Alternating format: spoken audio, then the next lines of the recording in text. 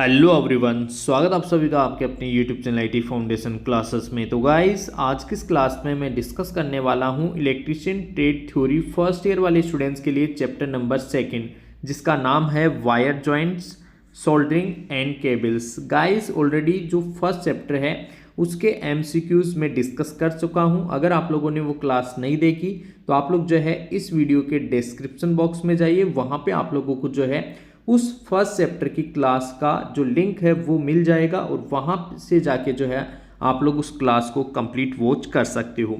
तो दोस्तों, आज के इस वीडियो में देखिए सेकंड चैप्टर रहने वाला है ये electrician trade theory first year वाले स्टूडेंट्स के लिए।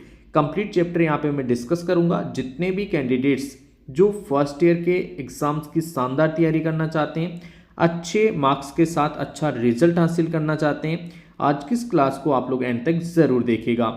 और गाइस, यदि आप लोग फर्स्ट टाइम हमारे इस यूट्यूब चैनल पे हैं तो इसे सब्सक्राइब करें, साथ ही साथ बेल आइकन के बटन को जरूर प्रेस करें ताकि सभी यूजफुल वीडियोस रेगुलर आप सभी तक पहुंच सकें। तो गाइस, स्टार्ट करते हैं आज का वीडियो। फर्स्ट क्वेश्चन है, वायरिंग में चालक के रूप में किस धातु का उपयोग किया जाता है। गाइस देखिए यार, चालक के रूप में है ना, मेनली सबसे ज़्यादा उपयोग होता है कॉपर का, ठीक है। इसके बाद में एल्यूमिनियम का भी यूज़ होता है। अब यहाँ पे देखिए यार, ऑप्शन से जो है ना, ऑप्शन से हमें माइल्ड स्टील का बहुत कम यूज़ होता है, हालांकि कई जगह यूज़ कर भी सकते हैं, बट जनरली देखिए ऑप्शंस को देख के हमें आंसर को सिलेक्ट करना है। अब जो है चालक में, वायरिंग में जो है हम जनरली तांबे का ही यूज़ करते हैं। किसका यूज़ करते हैं? तांबे का, कॉपर का, ठीक है। तांबे का हम यूज़ करते हैं, तो राइट आंसर हो जाएगा ऑप्शन बी। नेक्स्ट क्वेश्चन है, एल्यूमिनियम कंडक्टर की सोल्डरिंग में कौन सा फ्लक्स उपयोग किया जाता है।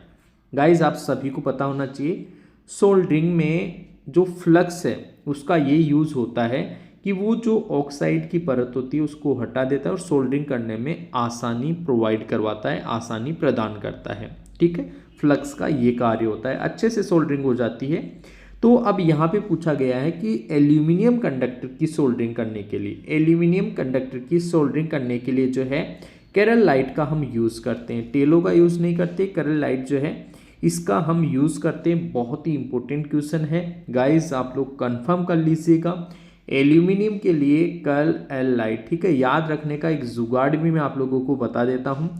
इसमें देखिए यहाँ पे बीच में ए एल लिखा हुआ आ रहा है, एल्यूमिनियम को हम किससे दर्शाते हैं? ए एल से, ठीक है। तो यहाँ पे ए एल लिखा हुआ आ रहा है, इससे आप लोग जो है इसको याद रख लेना कि एल्यूमिनियम के लिए कर्ल एल लाइट जो है इस फ्लक्स का हम यूज़ करते हैं, ठीक है। बढ़ते हैं नेक्स्ट क्वेश्चन की ओर। क्वेश्चन नंबर थर्ड में है, ओवरहेड लाइनों में उच्च तन्यता शक्ति के लिए कौन सा जॉइंट उपयोग किया जाता है। गाइस, ओवरहेड लाइनों के अंदर जो है हम यूज़ करते हैं वेस्टर्न यूनियन जॉइंट, ठीक है। कौन सा जॉइंट? वेस्टर्न यूनियन जॉइंट, याद रख लीजिएगा। ओवरहेड लाइनों में उच्च तन्यता शक्ति के लिए जो है हम जॉइंट यूज़ करते हैं वेस्टर्न यूनियन जॉइंट। काफ़ी बार ये क्वेश्चन पूछा गया है, तो आप लोग कंफर्म इसे याद कर लेना, ठीक है। चलो देखते हैं नेक्स्ट क्वेश्चन है, सॉलिड कंडक्टर की तुलना में स्टैंडर्ड कंडक्टर का लाभ क्या है। गाइस देखिए यार, समझना, सबसे पहले तो आप लोग इस चीज़ को समझो, सॉलिड कंडक्टर मतलब बिल्कुल ठोस एक ही चालक हो, ठीक है। और स्टैंडर्ड कंडक्टर जो है उसका मतलब होता है बिल्कुल पतले पतले तारों को ऐंठ कर बनाया गया जो चालक है उसको बोलते हैं स्टैंडर्ड चालक। तो स्टैंडर्ड चालक क्या होता है? अधिक लचीला होता है। कैसा होता है? अधिक लचीला, मोर फ्लेक्सिबल, हम इसे बोलेंगे मोर फ्लेक्सिबल, अधिक लचीला, ठीक है। इसमें लचीलापन ज़्यादा होगा, इसमें लचीलापन कम होगा, ठीक है। कम लागत, ये सब चीज़ें जो है वो मैटर नहीं करेगी, यहाँ पे अधिक लचीला हो जाएगा वो, ठीक है। मोर फ्लेक्सिबल, राइट आंसर हो जाएगा ऑप्शन बी। बढ़ते हैं दोस्तों इसके बाद में नेक्स्ट क्वेश्चन की ओर। नेक्स्ट क्वेश्चन में देखिए वो बोल रहा है कि बेल्टेड यूजी का मतलब है गाइस यहाँ पे अंडरग्राउंड केबल। यूजी का मतलब होता है अंडरग्राउंड केबल में चिन्हित अक्ष भाग का नाम क्या है। यहाँ पे देखिए यार, इस भाग को ये बता रहा है कि ये अक्ष है, तो इस अक्ष भाग का नाम क्या है। गाइस यहाँ पे देखिए यार, इस अक्ष भाग का जो नाम है वो है लेड शीथ। क्या है? Lead sheath. मैं आप सभी को बताना चाहूँगा, देखिए यार, इसके अंदर जो बीच में है ना, ये तो है कोर, इसको बोलते हैं कोर, ठीक है। इसके बाद में इसके ऊपर जो है ना वो होता है इंसुलेशन। इंसुलेशन मतलब एक तरीके से कुचालक, ठीक है, इंसुलेशन होता है।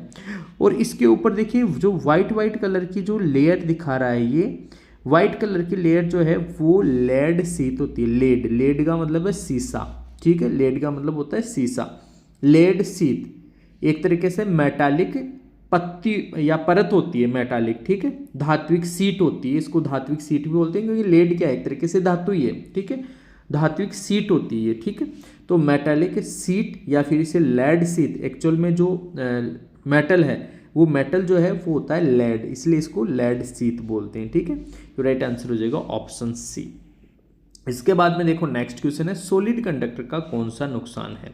सॉलिड कंडक्टर का कौन सा नुकसान है। देखो यार, अभी हमने देखा कि जो स्टैंडर्ड कंडक्टर है वो क्या होता है, अधिक लचीला होता है स्टैंडर्ड कंडक्टर, और सॉलिड कंडक्टर क्या होगा, वो कम लचीला होगा, तो लेस फ्लेक्सिबल। सॉलिड कंडक्टर होगा अगर तो कम लचीला होगा, ये कॉमन सेंस वाली बात है। ऑप्शन बी इसका राइट आंसर हो जाएगा। नेक्स्ट क्वेश्चन है, भीड़ भाड़ वाले क्षेत्रों में, भीड़ भाड़ वाले क्षेत्रों में केबल बिछाने की कौन सी विधि। देखिए यार समझिएगा गाइस, जो केबल बिछाने की विधियां होती है वो सारी की सारी विधियां इसमें लिखी हुई है, लेकिन ये बोल रहा है कि भीड़ भाड़ वाला क्षेत्र है, तो भीड़ भाड़ वाले क्षेत्र में जो है हम कौन सी विधि काम में लेंगे। गाइस भीड़ भाड़ वाले इलाके में क्या करेंगे, जैसे कोई भी मान लो ये ग्राउंड लेवल है, ठीक है, इसके नीचे क्या करेंगे, लंबे लंबे पाइप लगाएंगे, पाइप, उन पाइपों के अंदर केबल डाल देंगे, ठीक है, पाइपों के अंदर केबल, ताकि भीड़ भाड़ वाले इलाकों में क्या है, जैसे जो ट्रांसपोर्ट के व्हीकल्स हैं वो चलते रहेंगे, तो ट्रांसपोर्ट व्हीकल से जो है केबल को कोई नुकसान नहीं पहुंचे, इसलिए जो है इनको डक्ट में, पाइप को हम बोलते हैं डक्ट एक तरीके से, ठीक है, डक्ट पाइप्स के अंदर जो है इन केबलों को बिछाया जाता है। तो ऑप्शन बी जो है इसका राइट आंसर हो जाएगा, ठीक है, option B is the correct answer. Next question देखो, मोटे एक्सेस करंट सुरक्षा वाले केबल का रेटिंग फैक्टर जो है वो कितना होगा। मोटे एक्सेस करंट सुरक्षा वाले केबल का रेटिंग फैक्टर, ठीक है, रेटिंग फैक्टर पूछ रहा है ये, और मोटे सुरक्षा केबल के लिए पूछ रहा है, तो उसके लिए जो है होता है गाइस 0.81, कितना होता है 0.81। कोर्स एक्सेस करंट प्रोटेक्शन, याद रखेगा, कोर्स एक्सेस करंट प्रोटेक्शन कितना होता है 0.81। ऑप्शन सी जो है इसका करेक्ट आंसर हो जाएगा। इसके बाद में देखो नेक्स्ट क्वेश्चन है कि जो अंडरग्राउंड केबल है उसका भाग एक्स जो है इसका नाम क्या है। ये जो एक्स भाग के द्वारा बता रहे हैं इसका नाम क्या है।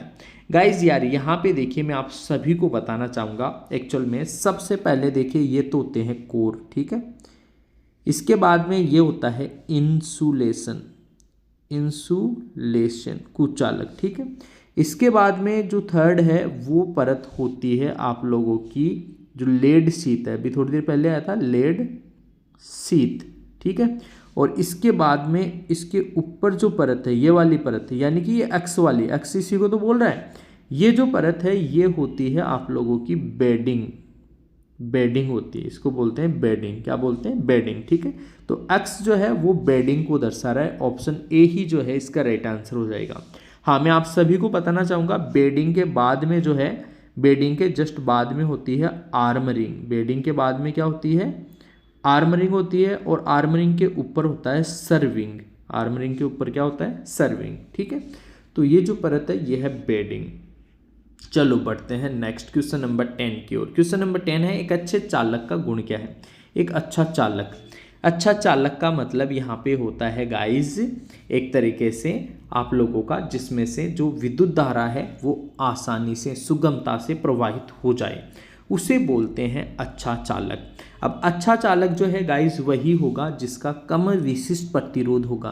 भाई कम विशिष्ट प्रतिरोध होगा तभी तो उसमें धारा जो है ना आसानी से प्रवाहित हो सकेगी, तो राइट आंसर हो जाएगा ऑप्शन ए। इसके बाद में देखो नेक्स्ट क्वेश्चन है, क्रिम्पिंग का क्या लाभ है। गाइस यार देखो यार समझिएगा इस चीज़ को, क्रिम्पिंग जो है, क्रिम्पिंग वो क्या होता है एक्चुअल में, जैसे मान लो आपने कोई दो चीज़ों को जो है कनेक्ट किया, ठीक है, तो क्रिम्पिंग से क्या करते हैं इनको कस देते हैं, एक तरीके से टाइट कर देते हैं, ठीक है, टाइट। तो इससे क्या होता है कि जो लूज कनेक्शन जो है वो नहीं रहता, ढीला संयोजन नहीं रहता, टाइट हो जाता है, ठीक है। तो टाइट करने के लिए जो है हम क्रिम्पिंग टूल का यूज़ करते हैं। क्रिम्पिंग टूल अभी शायद क्वेश्चन भी आएगा इसी चैप्टर में। तो वो क्या लूज होने से बचाता है एक तरीके से। अब देखिए ऑप्शन सी में लिखा हुआ है अवॉइड लूज कनेक्शन, ढीले कनेक्शन को रोकता है। ऑप्शन सी जो है इसका राइट आंसर हो जाएगा। नेक्स्ट क्वेश्चन है गाइज इसके बाद में, क्लोज एक्सेस करंट सुरक्षा के लिए केबल का रेटिंग फैक्टर। अभी देखो यार, यह है क्लोज एक्सेस के लिए, किसके लिए पूछ रहा है, क्लोज एक्सेस के लिए। जब आपसे कोर्स एक्सेस वाला अभी आया था तो 0.81 था कोर्स एक्सेस, ठीक है, और क्लोज एक्सेस वाला बोले तो फिर आप लोगों का जो है जो है उसमें आएगा 1.23, ठीक है। क्लोज में क्या आएगा ये मैंने आपको कहा कोर्स जो था अभी लास्ट क्वेश्चन आया था कुछ समय पहले, कोर्स जब पूछे तो उसमें तो आएगा 0.81 और क्लोज जब पूछे तब फिर आप लोगों का आएगा 1.23। इसमें कंफ्यूज मत हो ना भाई, ठीक है। ये 2 क्वेश्चंस बनते हैं, काफ़ी अच्छे क्वेश्चन है। क्लोज एक्सेस पूछे तो फिर 1.23 आएगा और कोर्स जो है एक्सेस करंट पूछे तब फिर वो 0.81 आएगा, ठीक है। क्लोज में 1.23 आएगा, राइट। चलो देखते हैं नेक्स्ट क्वेश्चन। प्रतिरोध के व्युत्क्रम की इकाई। गाइस प्रतिरोध का व्युत्क्रम होता है कंडक्टेंस और कंडक्टेंस का जो इकाई होता है वो होता है महो या फिर सीएमएस या साइमन भी आप लोगों के बुक्स में कई जगह लिखा रहता है। तो महो इसका राइट आंसर हो जाएगा। प्रतिरोध के व्युत्क्रम की इकाई जो है महो हो जाएगी। ऑप्शन ए इसका राइट आंसर हो जाएगा। नेक्स्ट क्वेश्चन है यूजी केबल में किस प्रकार की फॉल्ट दिखाई गई है।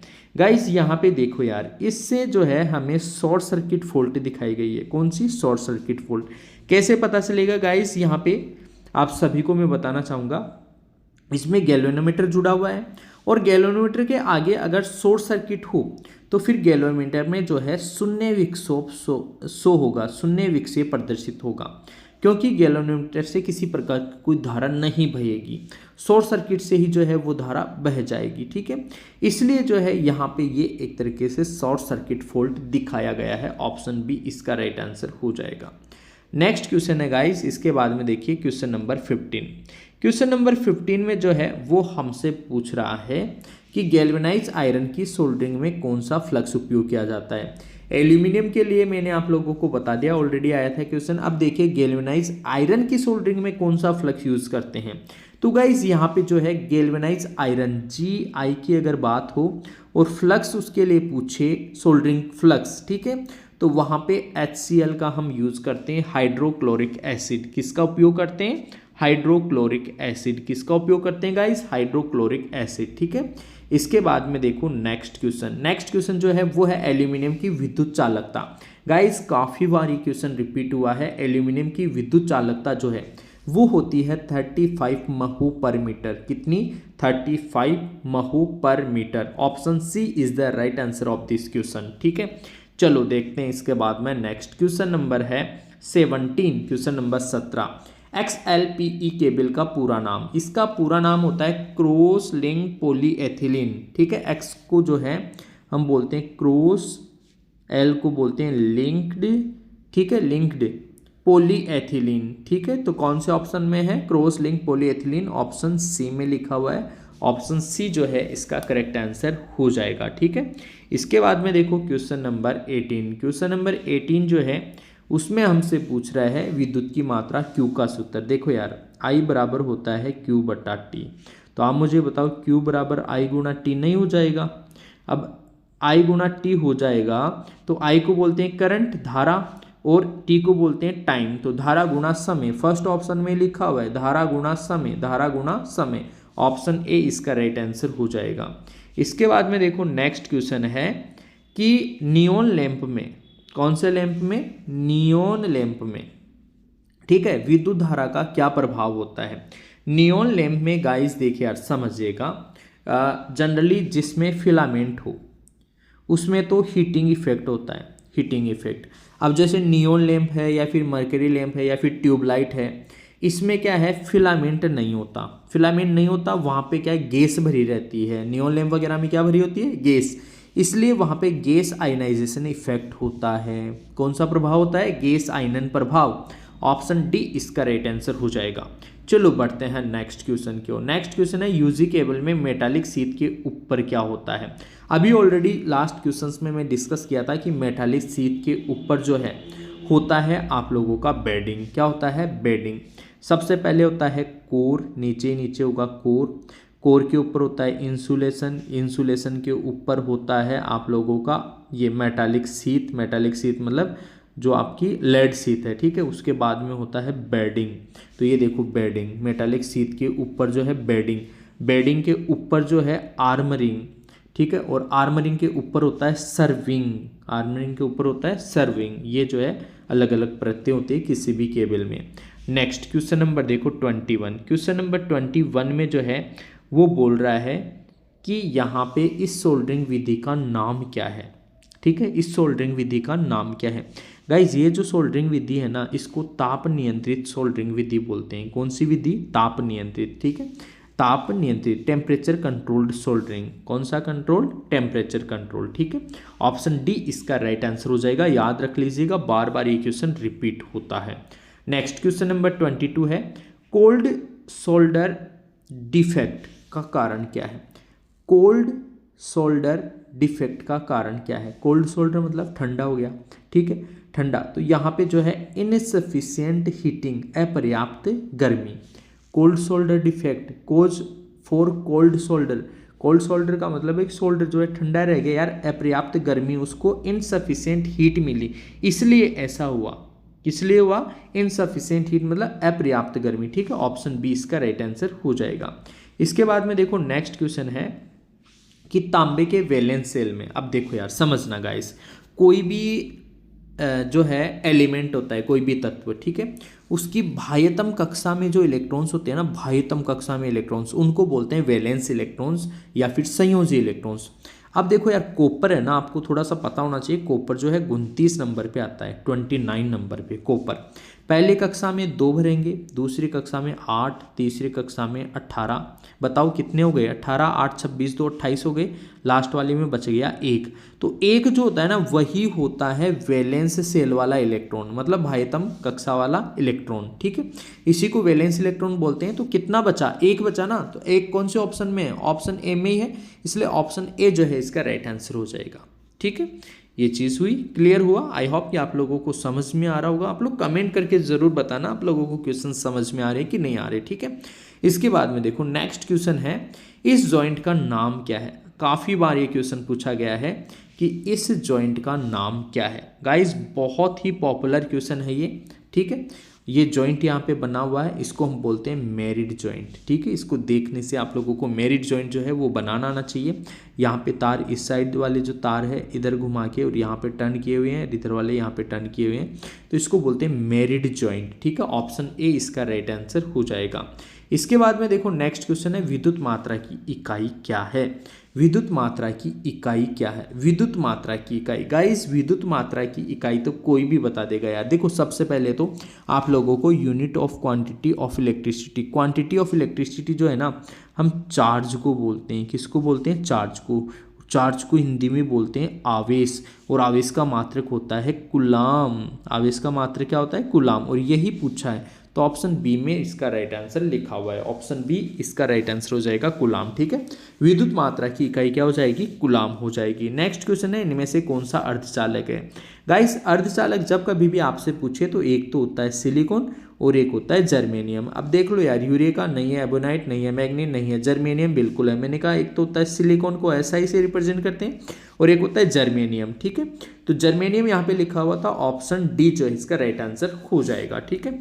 इसके बाद में देखो नेक्स्ट क्वेश्चन है इस उपकरण का नाम क्या है। गाइस अभी कुछ समय पहले क्वेश्चन आया था कि क्रिम्पिंग का क्या फायदा होता है, तो मैंने वहां पे बताया था कि क्रिम्पिंग का मतलब है दो संयोजनों को टाइट करने के लिए जो है हम क्रिम्पिंग का यूज़ करते हैं। तो यहाँ पे देखिए क्रिम्पिंग टूल ही है, और इस टूल में यहाँ पे इसका मुंह है ना, इसमें देखो जकड़ देते हैं। कोई भी दो संयोजक है तो उनको जकड़ देंगे, क्रिम्पिंग टूल, इसको बोलते हैं हम क्रिम्पिंग टूल। क्या बोलते हैं? Crimping tool. ऑप्शन सी इसका राइट आंसर हो जाएगा। इसके बाद में देखो नेक्स्ट क्वेश्चन है, सोल्डरिंग की इस विधि का नाम क्या है। गाइस डायग्राम आप लोगों के सामने बना हुआ है और इस सोल्डरिंग विधि का नाम जो है आपसे पूछा जा रहा है, ठीक है, कि सोल्डरिंग की इस विधि का नाम क्या है। गाइस यहाँ पे देखो यार, ऐसा लग नहीं रहा है कि यार ये कोई बंदूक पकड़ रखी हो हाथ में, ठीक है। तो इस डायग्राम को देख के आप लोग पहचाना सोल्डरिंग गन, कौन सी विधि है, सोल्डरिंग गन, कौन सी विधि है, सोल्डरिंग गन, ठीक है। गन बंदूक, गन बंदूक को हम इंग्लिश में गन ही बोलते हैं, तो सोल्डरिंग गन जो है ऑप्शन सी इसका राइट आंसर हो जाएगा। नेक्स्ट क्वेश्चन देखो यार, फिर से ही क्वेश्चन आया है आपका, जो केबल जो है, केबल से बार बार ये क्वेश्चन रिपीट हो रहा है ऐसा क्वेश्चन। यूजी केबल में एक्स भाग है, यूजी मतलब अंडरग्राउंड केबल में जो एक्स भाग है वो कौन सा है। देखो यार, ये कोर है, इस कोर के ऊपर ही जो है ये कुचालक है, और ये जो एक्स है ना, ये मेटालिक सीट ही है। क्या है, मेटालिक सीट। और मेटालिक सीट का मतलब है लेड की बनी होती है, इसलिए इसको बोलते हैं लेड सीट, ठीक है। ऑप्शन डी इसका राइट आंसर हो जाएगा। नेक्स्ट क्वेश्चन देखो, यूजी केबल की बेडिंग इंसुलेशन का उद्देश्य क्या है। यूजी केबल की जो बेडिंग है उसका उद्देश्य क्या है, ठीक है। यूजी मतलब अंडरग्राउंड केबल की बेडिंग इंसुलेशन, अब मैंने आपको ऑलरेडी बता दिया, बेडिंग जो है ना वो होता है आप लोगों का लेड सीट के ऊपर, लेड सीट मतलब मेटालिक सीट, ठीक है, उसके ऊपर होता है। तो उस जैसे मान लो नीचे होती है आप लोगों की मेटालिक सीट, ठीक है, और इसके तुरंत ऊपर जो है ना वो होता है आप लोगों का बेडिंग। बेडिंग क्या करता है, इस मेटालिक सीट को बचाता है। किससे बचाएगा, नमी से बचाएगा। नमी से बचाने का मतलब है कि नमी अगर नहीं जाएगी तो उसको जंग नहीं लगेगी, इसीलिए इस क्वेश्चन का राइट आंसर हो जाएगा मेटालिक सीट को जंग से बचाना। Protect metallic sheet from corrosion, metallic sheet को किससे बचाना, जंग से बचाना, ठीक है। ऑप्शन डी जो है इसका राइट आंसर हो जाएगा। नेक्स्ट क्वेश्चन है गाइज, इसके बाद में देखिए क्वेश्चन नंबर 31, ठीक है। क्वेश्चन नंबर 31 में जो है हमसे पूछा जा रहा है कि केबल की करंट क्षमता, कोर्स सुरक्षा क्या है, कोर्स प्रोटेक्शन। गाइस अभी कुछ समय पहले क्वेश्चन आए थे, एक कोर्स जो एक्सेस करंट है उसका, और एक आया था क्लोज एक्सेस करंट का। कोर्स एक्सेस करंट के लिए मैंने कहा था आपको 0.81 से मल्टीप्लाई करना है, और क्लोज एक्सेस के लिए पूछे तो फिर वहाँ पे 1.23 से मल्टीप्लाई करना होता है। तो कोर्स एक्सेस का पूछा इसने, कोर्स एक्सेस का, ठीक है, कोर्स एक्सेस का पूछा, तो कोर्स एक्सेस में 0.81 से मल्टीप्लाई करना है। अब 16 को अगर आप लोग मल्टीप्लाई करोगे 0.81 से, ठीक है, 0.81 से अगर मल्टीप्लाई करोगे 16 को 0.81 से, तो लगभग 13 आएगा, 13 पॉइंट कुछ आएगा, तो जो कि लगभग होगा 13 के, ठीक है। तो राइट आंसर हो जाएगा इसका ऑप्शन बी। 16 को मल्टीप्लाई करोगे किससे, 0.81 से, कितना आएगा, 16 एकम 16 6, 16 8 128 और 129, ठीक है, 129.6, लगभग ये 12.96 आएगा, 12.96 का मतलब है लगभग 13, ठीक है, 13। तो ऑप्शन बी जो है इसका राइट आंसर हो जाएगा।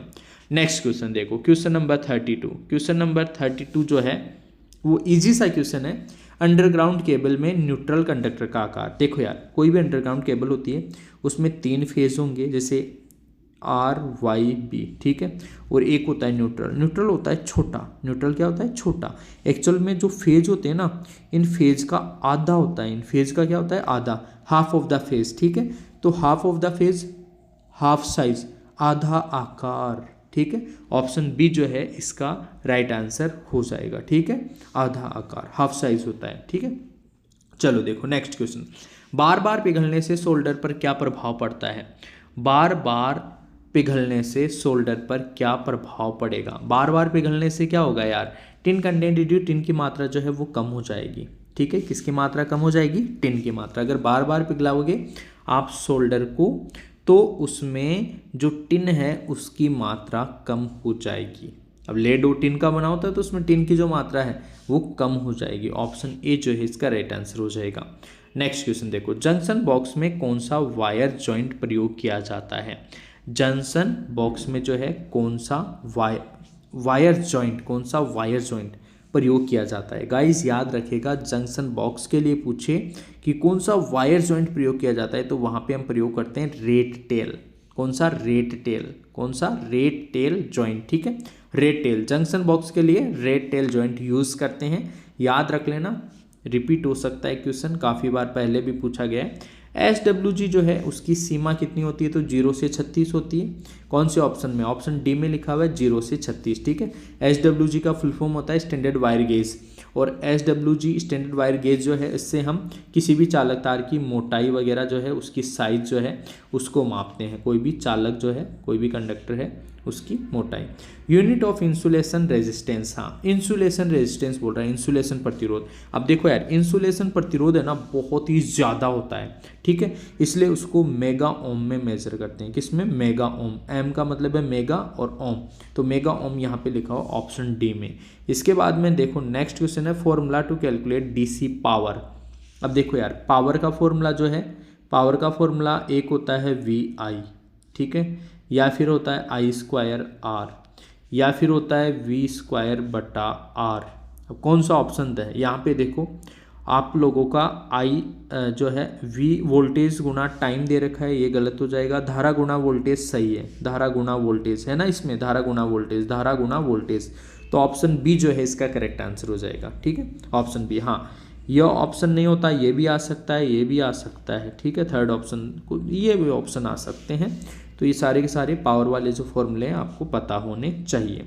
नेक्स्ट देखो question number 38, next question number है 38 में देखो यार, वर्नियर के जो आप लोगों का माइक्रोमीटर रीडिंग है, माइक्रोमीटर रीडिंग, ठीक है, इससे रिलेटेड ये क्वेश्चन पूछ रहा है कि इस माइक्रोमीटर की रीडिंग आप लोगों को बताओ।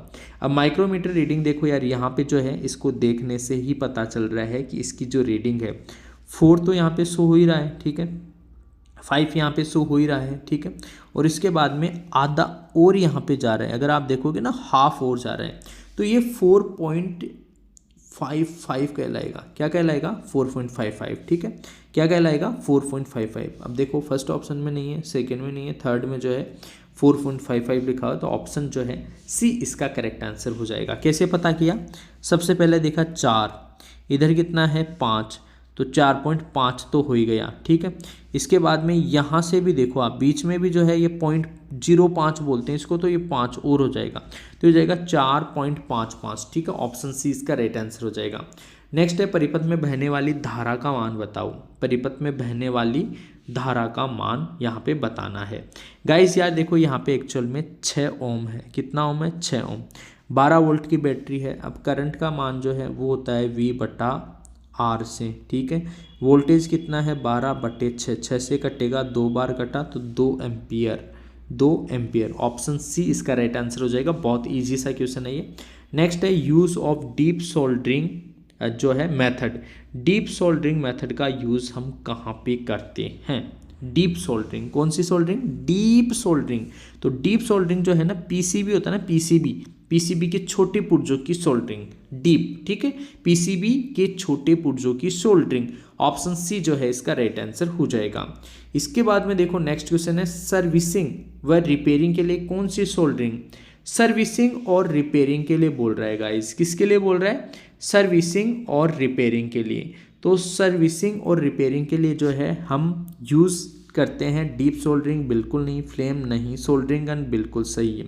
देखो यार, सर्विसिंग और रिपेयरिंग के लिए पूछे तो वहाँ पे हम सोल्डरिंग गन से जो सोल्डरिंग है उसी का यूज़ करते हैं। देखो यार समझना, ये थ्योरेटिकल क्वेश्चन है, इनको आप लोगों को डायरेक्टली याद ही रखना पड़ेगा। इसमें कोई ऐसा नहीं है कोई फॉर्मूला हो, कोई कॉन्सेप्ट हो, ठीक है, आप लोगों को ये चीज़ें याद रखनी पड़ेगी। सर्विसिंग और रिपेयरिंग जो है उसमें हम सोल्डरिंग गन जो टाइप मेथड है वो हम यूज़ करते हैं। नेक्स्ट क्वेश्चन नंबर है 42। क्वेश्चन नंबर 42 जो है उसमें जो है हमसे पूछा जा रहा है अंडरग्राउंड केबल की खराबी खोजने के लिए कौन सा परीक्षण। लूप परीक्षण करते हैं भाई। अंडरग्राउंड केबल है और उसकी खराबी, उसके अंदर कोई भी फॉल्ट वगैरह आ गया तो उस फॉल्ट को जो है परीक्षण करने के लिए, उसकी जांच करने के लिए, ठीक है, उसका टेस्ट किया जाता है। तो वो टेस्ट जो है वो होता है लूप टेस्ट। कौन सा होता है, लूप टेस्ट, लूप परीक्षण।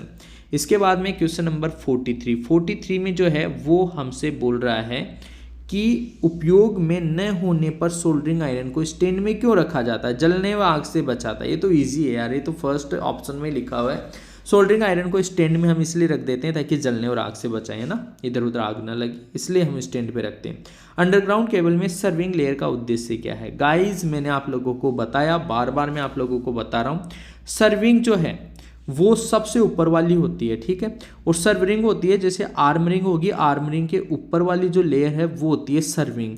तो आर्मरिंग को वातावरण से बचाना, आर्मरिंग को वातावरण से बचाना, ऑप्शन डी जो है इसका राइट आंसर हो जाएगा, ठीक है। Protect armouring from atmosphere, option D जो है इसका करेक्ट आंसर हो जाएगा। नेक्स्ट क्वेश्चन है गाइज इसके बाद में, कॉपर परमाणु के तीसरे कोष में कितने इलेक्ट्रॉन होते हैं? कॉपर का भी मैंने बताया, कॉपर जो है 29 पे आता है, पहली कक्षा में 2, फिर 8, फिर 18। तो तीसरी कक्षा में पूछ रहा है ना, तीसरी कक्षा में कितना है? तीसरी कक्षा में 18 है, ऑप्शन सी इसका राइट आंसर हो जाएगा, ठीक है। नेक्स्ट क्वेश्चन देखो, नेक्स्ट क्वेश्चन है ओवरहेड लाइनों में, कौन सी लाइनों में?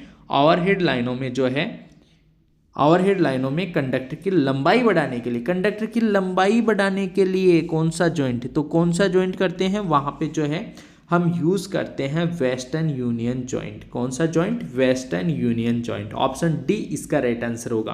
कंडक्टर की लंबाई बढ़ाना हो तो वेस्टर्न यूनियन जॉइंट ही प्रयोग किया जाता है, ठीक है।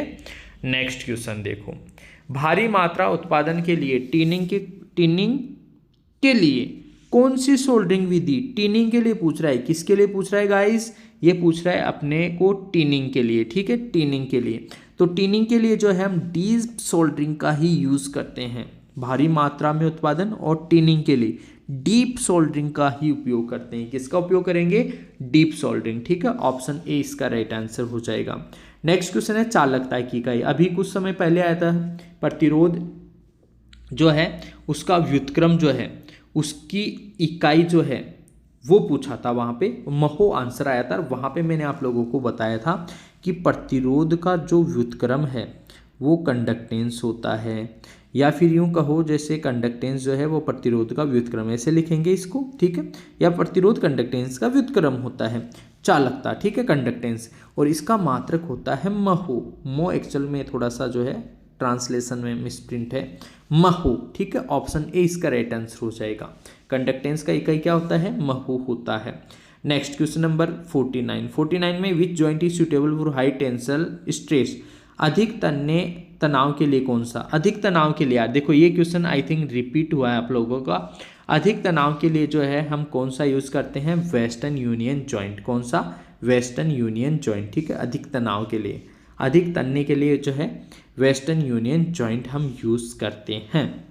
नेक्स्ट और इस चैप्टर का ये लास्ट क्वेश्चन है गाइस, नेक्स्ट और इस चैप्टर का लास्ट क्वेश्चन है। देखिए यार बहुत ही जो है मोस्ट इम्पोर्टेंट एमसीक्यूज मैंने डिस्कस किए हैं और डायरेक्टली ये वही क्वेश्चन जो है आपके एग्जाम में आपसे पूछे जाने वाले हैं, ठीक है। तो आप लोग जो है बिल्कुल अच्छे से इन सारे के सारे क्वेश्चंस को तैयार कर लेना। क्वेश्चन जो लास्ट क्वेश्चन है उसमें पूछ रहा है पीवीसी इंसुलेशन वाली केबल में लंबे समय तक अधिक धारा बहेगी। यार अधिक धारा बहेगी ना तो इंसुलेशन प्रतिरोध घट जाएगा, धारा अधिक बहेगी उसमें तापमान बढ़ेगा, गर्मी बढ़ेगी, गर्मी पैदा होगी तो उसका इंसुलेशन प्रतिरोध जो है वो घट जाएगा। तो ऑप्शन डी जो है इस क्वेश्चन का करेक्ट आंसर हो जाएगा, ठीक है, ऑप्शन डी जो है इस क्वेश्चन का करेक्ट आंसर हो जाएगा। इस तरीके से सारे 50 क्वेश्चन मैंने डिस्कस किए गाइज। मैं वादा करता हूँ आप सभी से पेपर में क्वेश्चन यहीं से आने वाले हैं। आप लोग जो है ज़रूर इन सभी क्वेश्चंस को 2-3 बार ज़रूर देखें ताकि अच्छे से आप लोगों की तैयारी हो सके। तो फिलहाल दोस्तों आज के इस वीडियो में इतना ही। आईटी एग्जाम्स की शानदार तैयारी के लिए आप लोग जुड़े रहिए हमारे साथ, मिलेंगे आपसे नेक्स्ट वीडियो में, तब तक के लिए आप सभी को बहुत बहुत धन्यवाद।